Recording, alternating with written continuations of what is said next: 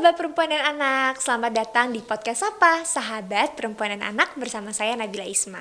Di podcast Sapa ini kita akan membahas berbagai macam hal dari mulai edukasi, isu-isu terkini hingga tokoh inspiratif. Nah, hari ini kita akan ngobrol dengan sosok perempuan yang merupakan co-founder dari Parent Talk. Pasti nih sahabat perempuan dan anak sudah tidak asing ya dengan Parent Talk, dan kita akan ngobrol langsung dengan co-foundernya yang juga merupakan seorang edukator di bidang orang tua dan juga pasangan, yaitu langsung aja kita sapa. Ini dia Mbak Nucha Bahri. Halo Mbak. Halo Kak Nabila, apa kabar? Baik, alhamdulillah. Apa kabar Mbak Nucha? Baik, alhamdulillah. Kesibukannya sedang apa nih Mbak? Kayaknya kalau melihat Instagram Parent Talk selalu ada postingan setiap hari. Iya, lagi sibuk masih di Parent Talk, terus juga sibuk dengan grup MRA. Kita bikin satu gabungan parenting hub antara Parent Talk, Mother and Beyond, dan juga Good Enough Parents. Kita jadikan satu, ada project baru gitu ya, project barengan ini. Terus juga sibuk sebagai ibu, masih antar jemput anak sekolah juga tetap gitu ya. Dan kesibukan lainnya self care. Waduh, itu yang paling penting ya Mbak, yang terakhir self care nih. Kadang itu yang part yang paling dilupain soalnya. Bener, udah sibuk sana sini, lupa untuk fokus sama diri sendiri. bener. Nah, bicara tentang tadi ya Parent Talk, juga platform-platform lainnya yang memang menjadi sarana untuk Mbak Nucha untuk mengedukasi orang tua di sana, juga pasangan-pasangan untuk banyak mengetahui hal-hal dan informasi-informasi penting. Dari mana sih Mbak awal mulanya akhirnya terbentuklah Parent Talk ini? Apa yang menjadi concern utama Mbak Nucha sampai akhirnya aktif untuk mengedukasi terkait orang tua dan juga pasangan? Sumber inspirasiku tuh dari anak-anak. Justru waktu aku melahirkan anak pertama, terus di situ aku melihat, oh gini ya yang namanya jadi ibu. Ternyata melelahkan, ternyata membingungkan, ternyata banyak naik turunnya gitu kan emosinya. Yang dimana pada saat itu kalau kita belajar soal parenting, adanya dari mana sih? Dari orang tua kita sendiri. Atau dari buku parenting, biasanya buku-buku dari luar negeri. Sekitar hampir 9 tahun lalu, sumber aku belajar untuk parenting ya dari situ aja, sama dari anakku sendiri.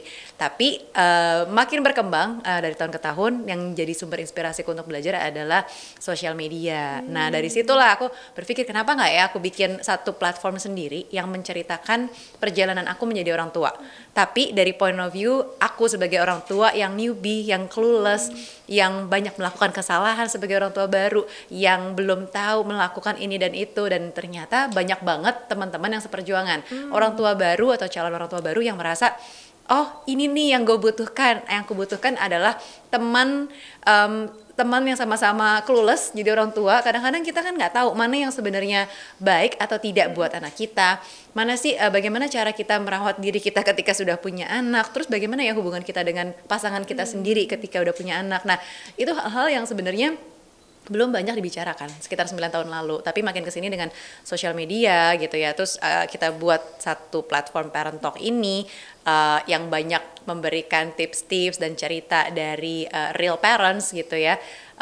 Dan juga aku dan suamiku bahkan bikin satu podcast namanya Curhat Babu, Curhat Bapak Ibu, yang inspirasi kontennya adalah dari cerita kita sehari-hari. Dari pandangan pasanganku sebagai suami, terus dari aku juga sebagai istri dan ibu, yang kadang-kadang jarang dibicarakan atau tabu dibicarakan oleh pasangan lainnya gitu. Jadi sumber inspirasinya banyak banget dari anak-anak, dari pasangan, dari keseharian, dan terutama ini ditujukan konten-konten Parent Talk, konten-konten curhat Bapak Ibu ditujukan buat mereka yang sama kayak aku juga, yang pengen belajar jadi lebih baik tapi clueless gitu. Nah tadi bicara tentang memang banyak kayaknya memang di luar sana orang tua muda atau yang calon-calon orang tua yang masih clueless ya tadi ya Mbak ya, masih bingung harus seperti apa. Termasuk salah satunya yang tadi Mbak bahas juga di awal, self care-nya juga penting loh. Selain menjadi orang tua yang memang tugasnya banyak dan itu juga tanggung jawab seumur hidup gitu yang tidak pernah ada ujungnya, tapi juga penting untuk kembali mengenal diri sendiri, kembali kasih treatment untuk diri sendiri. Nah untuk mungkin ibu-ibu muda di luar sana atau mungkin calon-calon orang tua muda di luar sana, kalau ingin mulai self care itu dari mana sih Mbak awalnya? Karena biasanya itu jadi tantangan juga nih untuk mengenali diri dan membagi waktu untuk diri sendiri. Benar-benar 2 tahun pertama aku punya anak pertamaku, aku melupakan diriku sendiri, aku melupakan pasangan gitu ya, dan baru berdampak ya dalam beberapa tahun kemudian yang loh kok kayak gini ya, Dalam artian satu, relasiku dan pasangan nih jadi berantakan, jadi banyak ributnya, jadi kayaknya ada salah satu yang merasa tidak diperhatikan gitu. Dan memang karena fokusnya aku pada saat baru punya anak, dan ini pasti relate dengan banyak orang tua baru juga, pasti fokusnya adalah anak. Dan kita melupakan diri kita sebagai kita yang dulu, secara personal, secara perorangan diri kita, dan kita melupakan pasangan kita. Itu tuh kayak fase yang sebenarnya sebaiknya sih nggak gitu. Nah, tapi aku belajar dari kesalahanku di 2 tahun pertama yang melupakan diriku dan melupakan pasangan gitu ya.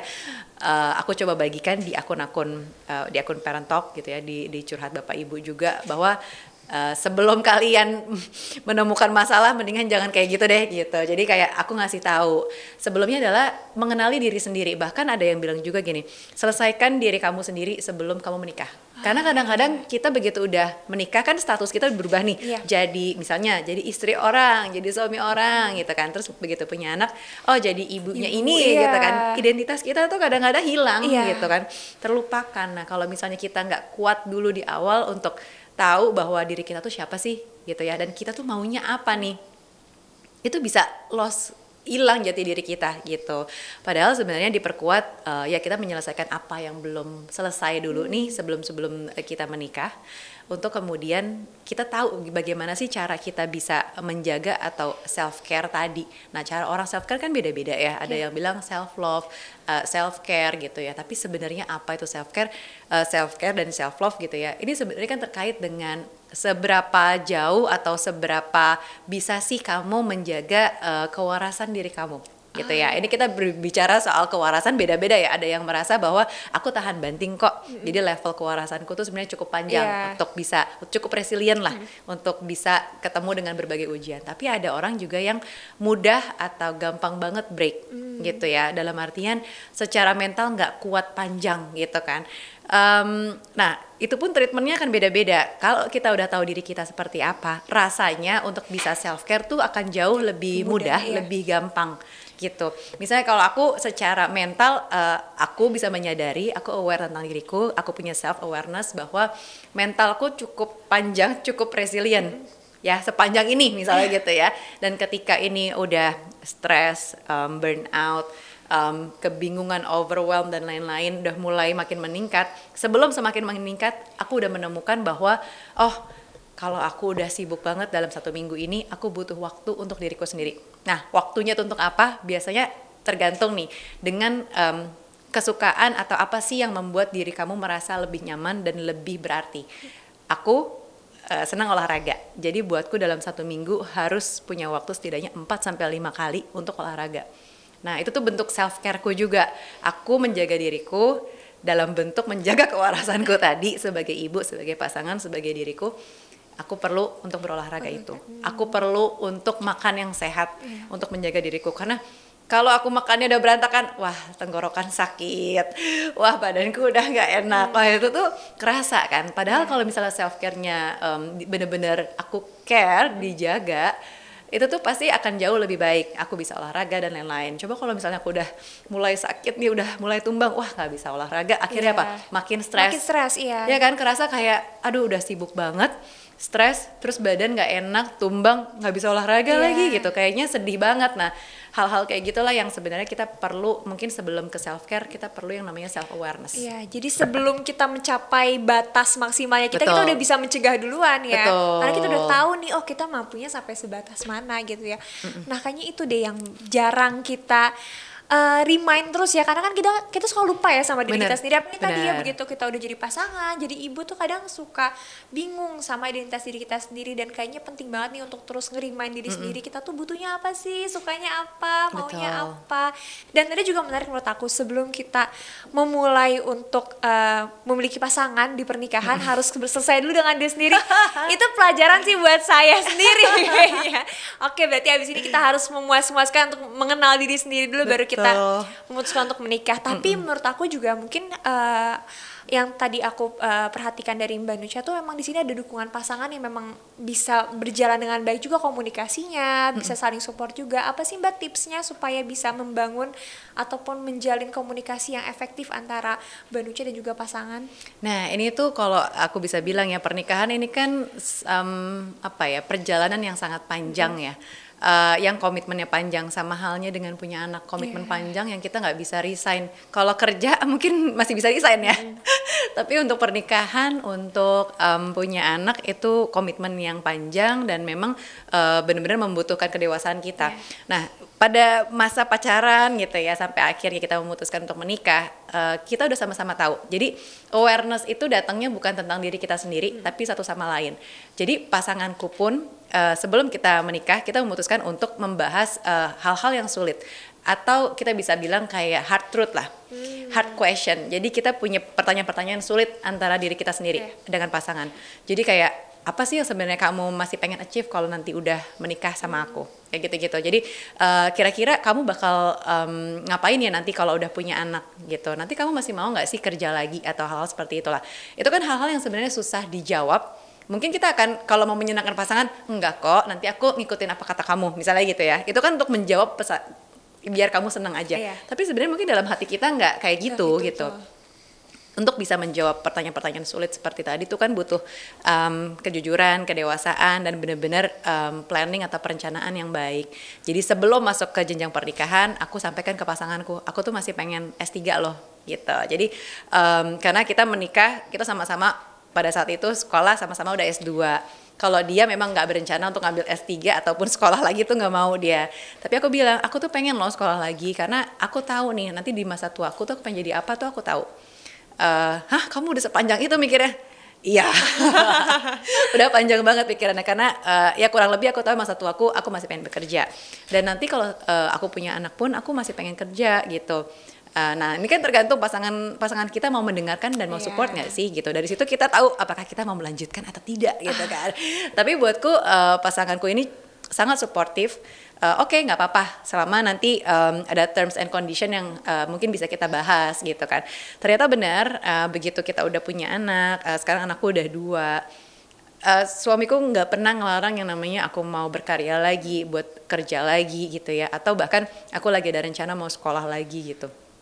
Walaupun itu memang rada sulit dan cukup harus dipikirkan secara matang sih kalau sekolah lagi, tapi aku masih ada keinginan itu. Nah, untuk ngebahas hal-hal yang transparan dan sangat sulit ini, support suami ini sangat dibutuhkan. Dalam supportnya bentuknya apa? Ini macam-macam ya. Kayak misalnya gini, aku lagi sibuk-sibuknya nih, misalnya meeting dan lain-lain atau kerja. Pasanganku juga pasti dia akan dengan mudah kalau dia lagi jadwal kosong, ya udah aku yang jemput anak-anak aja gitu. Atau misalnya weekend, aku kadang-kadang suka ada event klien gitu kan kalau weekend. Nanti suamiku akan dengan mudah juga, ya udah nanti kita yang anterin kamu ke acara ya, abis itu aku nge-mall aja sama anak-anak gitu. Jadi tanpa aku minta, tanpa ini menjadi sebuah paksaan atau beban gitu ya. Tapi suamiku kan dengan mudah untuk bahwa ini nih bareng-bareng karena ini kan keputusannya bersama. Jadi ketika ngurusin anak-anak itu juga bukan yang kayak kadang-kadang ada dualisme ini kan, ketika ayah yang nganter sekolah dianggapnya ayah heroik, padahal kalau ibu yang nganterin sekolah dianggapnya memang kewajiban ibu gitu kan. Tapi tanpa ada beban atau stigma yang seperti itu, suamiku pasti lebih hands on gitu karena semuanya kita udah sepakati sebelum menikah gitu. Nah itu penting ya, jadi komunikasi itu memang harus terbuka itu, apa yang mau dilakukan, kira-kira bagaimana ya tadi ya, hard truth-nya itu harus disampaikan di awal, jadi nggak di tengah-tengah baru menjadi pembahasan dan baru jadi masalah ya, kayaknya itu yang paling tantangan terbesarnya ya. Saya sendiri belum punya pasangan, tapi kayaknya ini bisa jadi pembelajaran sih buat saya kayaknya. Itu bisa dicoba karena itu tuh nggak gampang. Kadang-kadang kalau kita lagi menjalani relasi sebelum menikah gitu ya, perkenalan, semua yang kita tahu kan indah-indahnya. Betul, gitu manis-manisnya. Manis, tapi padahal sebenarnya kan rumah tangga itu sebenarnya memang masih bisa manis, asal bisa dibicarakan dari awal sih. Kuncinya itu ya, bisa dibicarakan dari awal semuanya. Nah berarti memang kita bisa lihat hubungan antara Mbak Nucha dan juga suami itu memang sangat suportif ya, sangat bisa mengandalkan satu sama lain juga. Berarti kalau yang Babu Talks ini berarti juga dijalankannya bareng-bareng gitu kan, atas Bareng-bareng, kesepakatan bersama-sama kan. betul. Karena kan judulnya curhat bapak ibu gitu ya. Jadi dari curhatan aku, dari curhatan suamiku gitu ya sebagai bapak. Jadi sama-sama kita sama-sama curhat di dalam podcast itu. Sama-sama akhirnya malah mengeluarkan isi hati malah tuh kayak lainnya. jadi salah satu cara kita berkomunikasi dalam bentuk konten ini gitu. Dan itu tuh benar-benar oh itu pendapatnya Nucha, itu pendapatnya Aryo gitu. Selain komunikasi itu sendiri, apa sih Mbak tipsnya untuk bisa menjalin hubungan yang tetap harmonis, tetap apa ya, saling suportif satu sama lain? Kan ini udah berarti Mbak Nucha udah menikah sekitar 12 tahun. 12 tahun. Kan udah baru, waktu yang baru. sebenarnya Baru kok. dibilang baru tapi juga lama sih Mbak. Kayaknya itu cukup lama juga sih. Apa sih Mbak tipsnya? Siapa tahu nih kan ada calon-calon pasangan di luar sana yang mau memutuskan untuk menikah, jadi bisa menyiapkan dari Dari sekarang. sekarang ya. Nah, ini salah satu konsep yang sebenarnya juga perlu dibahas nih sama pasangan sebelum menikah ataupun mungkin setelah menikah juga dalam proses nikah juga nggak apa-apa ya. Jadi ada satu konsep yang aku dan pasanganku yakini, yaitu bahwa hubungan kita adalah partnership. Gitu ya, kita setara nih dalam artian apa yang aku bisa lakukan kamu juga mungkin bisa lakukan dan sebaliknya. Yang nggak bisa tuh kan cuma 3 hal, kayak hamil, melahirkan dan menyusui aja. Sisanya pasti kamu bisa melakukan itu juga gitu. Aku bisa kerja menghasilkan uang, kamu juga bisa gitu ya suamiku, dan banyak hal-hal lainnya yang sebenarnya sama-sama bisa kita lakukan. Jadi dengan prinsip tersebut aku merasa bahwa pasanganku ini benar-benar partner ngobrol, teman baik, dan juga penasehatku gitu. Dan sebaliknya juga di sisinya pasanganku ini juga mungkin aku sebagai advisor buat dia gitu ya dalam menjalani bisnis atau misalnya dengan anak-anak gitu ya, dan kita saling mengisi. Misalnya kayak parenting ini aja gitu ya, bagaimana aku dengan anak-anak. Biasanya suamiku suka nanya, kalau misalnya anak kita lagi tantrum nih, aku harus gimana ya, misalnya gitu. Nanti aku bisa suka kirim-kirim tuh komunikasinya. Kalau misalnya ada konten di sosial media, aku kirim nih, baca ini deh, ini bagus gitu. Jadi kita punya pemahaman yang sama, apa yang aku baca kamu baca ya. Jadi kita nanti pas di rumah sama-sama ngobrol gitu. Jadi komunikasi pun juga salah satu hal yang penting banget nih. Jadi orang bilang klise banget komunikasi, tapi enggak. Ketika kamu udah nyaman ngobrol sama pasangan kamu dan pasangan kamu juga nyaman ngobrol sama kamu dan bisa terbuka, di situ sebenarnya pasangan kamu tuh udah kayak teman baik yang bisa saling curhat-curhatan gitu, tanpa ada ngerasa aku nggak enak sama dia kalau aku jujur nanti gini. Aku nggak usah cerita deh sama dia, nanti dia marah lagi sama aku gitu, tanpa ada perasaan-perasaan seperti itu. Ini gitu. pelajaran bener-bener ini sih, podcast ini kayaknya selain memberikan pelajaran untuk podcast sahabat perempuan Anda, juga pelajaran untuk saya ya. Jadi kita catat baik-baik ya semua yang kita dapatkan pada hari ini. Nah, tadi kan Mbak Nucha juga membangun Parent Talks ini juga platform yang sekarang udah cukup besar sekali ya Mbak ya, di Instagram, di YouTube juga ya. Jadi memang kontennya juga setiap hari selalu ada lagi yang baru.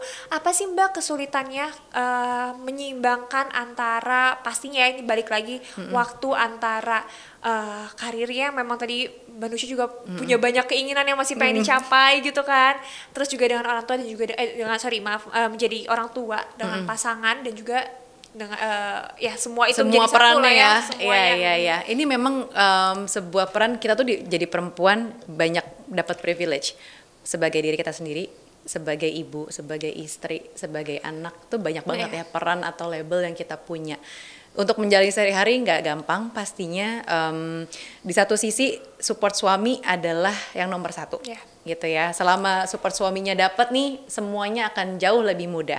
Kedua, bangun support system. Support system tuh ya mungkin suami ada di dalamnya juga ya, tapi ada yang hal-hal lain. Misalnya kalau ada yang masih tinggal sama orang tuanya, atau misalnya ada punya pengasuh anaknya, atau ada mbaknya dan lain-lain. Komunikasi antar sistem support system ini juga sangat membantu ketika kita juga lagi sibuk. Terus belum lagi nih banyak hal-hal yang kita jadwalkan. Kita punya jadwal pasti, misalnya Mbak Nabila kan sendiri, terus punya jadwal macam-macam nih seminggu. Sama, aku juga menggabungkan jadwalku, jadwal suami dan jadwal kedua anakku.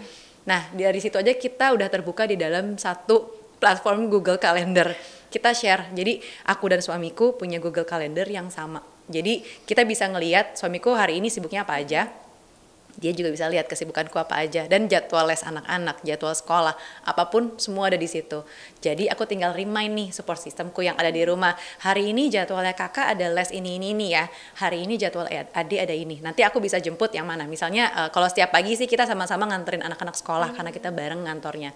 Tapi begitu sore atau siang jemput anak sekolah tuh kadang-kadang yang udah mulai beda nih, gitu ya. Nanti aku bisa jemput siang, oh aku nggak bisa jemput, ya udah nanti aku yang jemput di tempat les aja. Jadi dengan adanya keterbukaan jadwal aja tuh udah memudahkan kita sebagai orang tua, sebagai pasangan. Jadi nggak ada yang miskom, ya miskom ada sesekali terjadi karena mungkin nggak update dan apa segala macam ya. Tapi secara teknis harian, hal-hal itu tuh yang masih bisa kita kontrol. Banyak lagi sebenarnya hal-hal yang kita nggak bisa kontrol gitu kan di dalam keseharian kita. Tapi kontrollah apa yang bisa masih dalam satu bubble atau satu konteks kita sehingga memudahkan peran kita yang banyak tadi itu. Karena nggak jarang ya banyak nih problemnya, jarang balas WhatsApp, jarang balas email jadinya karena waktunya tuh udah nggak keburu gitu. Kadang misalnya lagi padat-padatnya baru pulang ngantor misalnya maghrib gitu ya atau jam 7 malam, ketemu anak-anak baru sebentar udah jam tidur gitu. Tapi kita tidak pernah akan bisa menemukan yang namanya work-life balance karena kadang hidup ini akan berat di work, kadang akan lebih berat lagi di life atau kehidupan pribadi gitu. Jadi buatku kadang mungkin hari ini aku akan padat banget di kerjaan, artinya nggak balance banget nih gitu ya karena lebih banyak kerjaannya ketimbang anak-anak gitu. Tapi mungkin di besok harinya aku akan lebih banyak waktu buat anak-anak, misalnya ada WFH-nya atau misalnya meetingnya lagi nggak padat banget. Jadi buatku tuh nggak bisa kita selalu menyamakan yang namanya work life balance tuh 50% karena kenyataannya nggak akan setiap hari itu nggak mungkin, nggak akan pernah terjadi. Ya kadang-kadang 70-30, kadang-kadang 80-20, ya pokoknya akan selalu ada ketidakseimbangan. Nah tapi yang pasti dukungan suami, support suami gitu ya, dan juga adanya dukungan support system tadi akan memudahkan kita untuk bisa menemukan titik temu antara mana sih yang menjadi kehidupan pekerjaan, mana sih yang pribadi kayak anak-anak dan pasangan gitu. Dan itu tuh akan kita bisa nikmati kalau kita udah tahu ritmenya gitu, dan sama-sama sama-sama dengan suami juga suportif, dengan anak-anak pun juga suportif. Waktunya dengan anak ya udah nggak usah sambil kerja misalnya gitu.